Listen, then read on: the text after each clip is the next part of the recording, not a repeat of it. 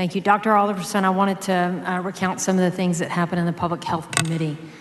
On the day that we heard that committee, there were 2,489 people who registered in support or against. Do you recall that? I don't. Will you take my word that it was at a time where I took a photograph of it? Well, you've never lied to me or given me a reason to think that you would be misrepresenting, so I'll take your word for that. Thank you very much. And I will say this is a photograph that I took of the screen right about the time that we got done. So it is just my personal recollection of looking at the computer data. And you may recall that I made a statement at some point about how many people were still waiting to testify. The layout in this hearing, witnesses were called up for and against. Do you recall that? I don't. Okay. Again, that was. And I would just point out, just for, I'm not trying to be effusive here about it or whatever, but what I'm getting at is that we heard this bill, I think, in March. We did, and I recall that we had invited testimony. We had limited invited testimony. And I recall that the chair would call one person who was testifying in favor of the bill and then would call another person who was testifying against the bill.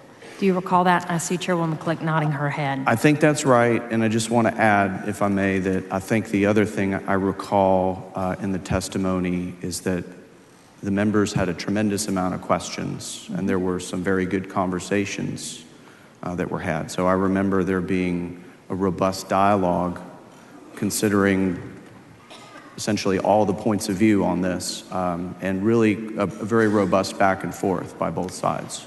And we started that hearing. We had a number of bills in the morning. We got to our topic around the afternoon, and the testimony was cut off at midnight, which was at the chair's discretion, and she made her statement early about that. My point being, there were 84 people who were in favor of your bill, and there were 2,401 people against your bill. But if you go back and watch that tape, it looks like it's a one-to-one comparison in the manner that the witnesses were called, but it was actually about a 24-to-1 comparison of folks that were actually giving a position on your legislation. Do you recall that? I don't. Okay. Would you agree with me that the witnesses that you called as invited testimony, a significant number of them were from outside the state of Texas? I remember that the witnesses that we invited were national experts on this issue. And one of those experts is from a conservative think tank out of the Northeast, correct? I'm not advised. You were sitting there when he testified. Okay. You recall? I mean, I remember the witness. remember the people that came and testified, but. This was your invited witness, right? Sure, yeah. My office is next to your office, so when I walked by your office, I could see these people waiting in your effective waiting area. Representative, all I can tell you is that we were very thoughtful and careful about the people that we invited. We sought out experts, people who have written about, studied, analyzed the research, done extensive reviews, and were very knowledgeable. And those are the people that we sought to bring. The gentleman's time's expired. Mr. Speaker, may the gentleman's time be extended. Members heard the motion. Objection. The chair hears none. So ordered. One of the physicians that you had, we had the dialogue about the fact that he had previously been discredited in a Texas court as not being an expert in this field. Do you recall that? I don't, but I will tell you that I was disappointed that instead of focusing on the actual testimony for several of our witnesses, it seemed that we were more interested in character assassination. Credibility and expertise. Well, I would also submit to you that he was the only pediatric endocrinologist that testified is the character we should have looked at and who came in. That is the precise question. I don't recall, I may be wrong, maybe you can correct me, I don't recall any pediatric endocrinologists coming to testify at the House hearing in support of this bill. In opposed to this bill. I remember one pediatric endocrinologist that testified, and that's the gentleman whose character you're impugning. The gentleman who has been disqualified by a Texas court on this very issue as not an expert. That's just a fact.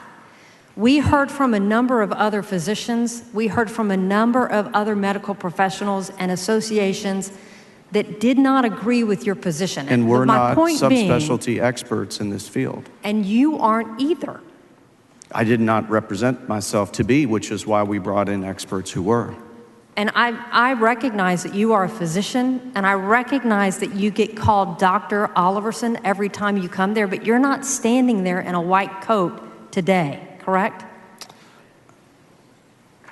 I think, Representative, that I think I'm not a pediatric endocrinologist, which is why I brought one with me. I would point out that this opposition brought no pediatric endocrinologist to testify. We did bring a physician that has treated these individuals and is an endocrinologist. Who is not board certified in pediatric endocrinology. And she actually testified to that fact. Dr. Colt also testified. Dr. Colt was also not a pediatric endocrinologist. But does practice pediatrics. Well, I mean, again, I think if we want to have a conversation about, I'm a doctor, but you're saying I'm not qualified because I'm just a doctor, I'm just putting that back to you and saying that the experts, if you really want to have that conversation, the experts in the room are the pediatric endocrinologists. There was only one that came to testify. And my point being, you are an anesthesiologist, correct? Yes. Okay.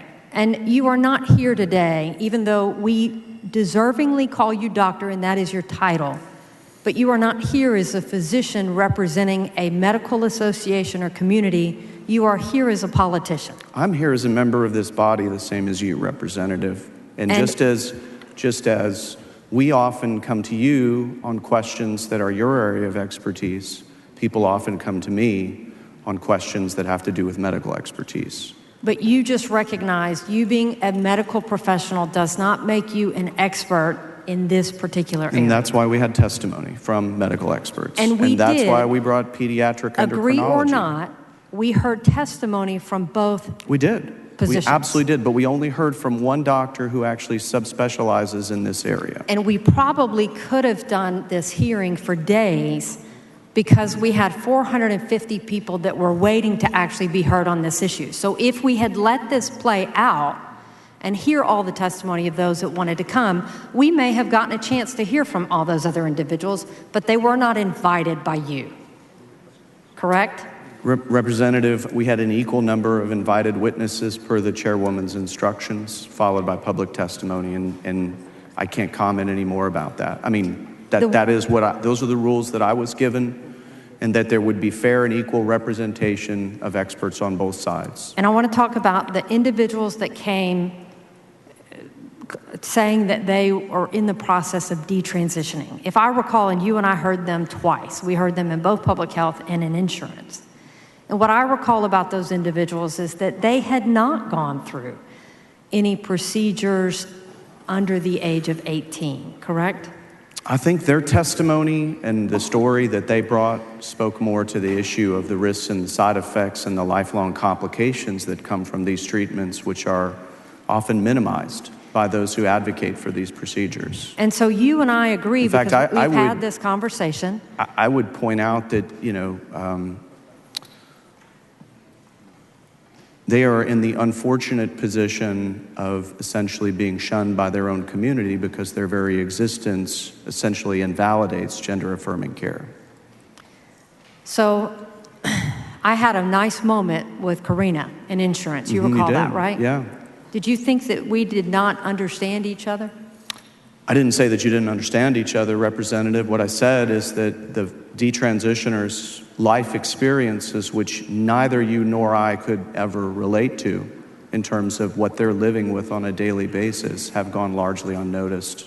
And those individuals that came to testify, as you mentioned earlier, your invited credentials were national folks who are going around testifying on this issue, but they are not from Texas. There was only one from Texas, right?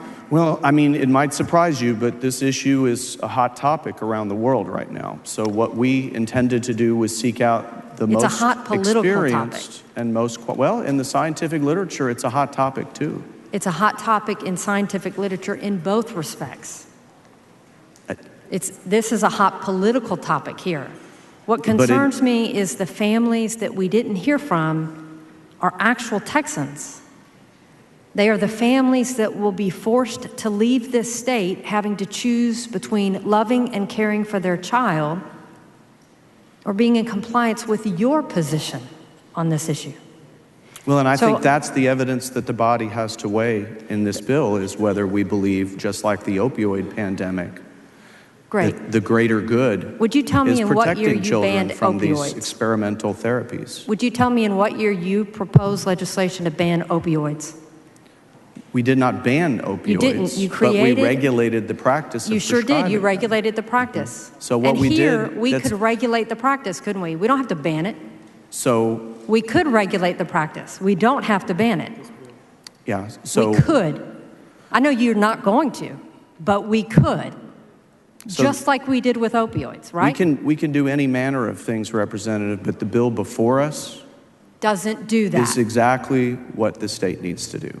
Correct. In your opinion, your bill does not allow. That is my assessment, and that is the bill I'm offering to But the I want to body. make sure it's very clear that this state could do something different and could create a group or a study or a position of evaluating, correct? I think we could do any manner of things, Representative, but This the is what you're evidence choosing. points that this is the correct direction Can to you go. tell me, because I was very moved, and when you said it, man, you got me. Because I remember a family friend who had a lobotomy, and you got me. So tell me what year you banned lobotomies in Texas. I'm not advised, Representative. Because you haven't done it.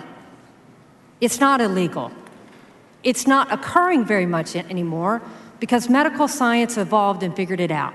Yep. And that's all we're asking. For decades, Is don't ban. there were people Because in you haven't mental banned hospitals anybody other that were than unable this to even population recognize who they of were or where Texans. they were, that were harmed.